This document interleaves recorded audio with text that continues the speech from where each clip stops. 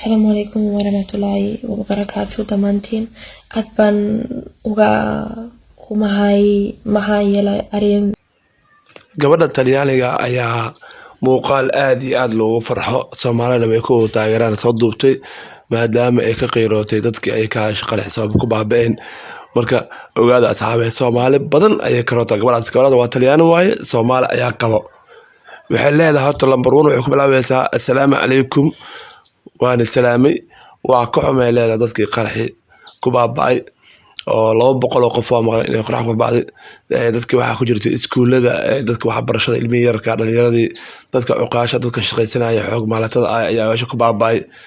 waana macquul in 300 tirada ka sii dheeraatay dhimashada waxaana ka xumay dadkaas saakiinta sida loo waarsanayo waxba aan galabsan أنا ما فاهم كلا وضع كان واحد بعتذر قليل سوماليا وضع في أنا برواقة له واحد بعتذر قليل ما قرنا عليه ويعني هالك قدرتي ضد كاسي واحد أورجيني يا جنة الفردوس ما شاء الله وهذا الآدي سوماليا وطابتي على هذا جنة الفردوس يا أورجيني كاسي إلهي ونحرسه وحين سير عسي ضد كحيت دعوة عن إلهي إنه بوكسي ومارتي هنقول وديو فلت مدير كله عاد وحسي إن وضع سيئتها وضع تاريخي أو مارتي لو كنت تحكون قفل اللجوء مركلنا وحنا ندب ولأن أنا مشي كريتلي صوبته ضدك وحق لبسنا أو مساكين تاع شعب كله وارسنا بدأت من أفهم كلام هالشيء مشي كرو بعين تري أنا كلو قروح بدنا يعتري دعيستي إلى بريء إن إلى نبكان يقدر القاضي قف كاسيدا سؤال الله والتلياني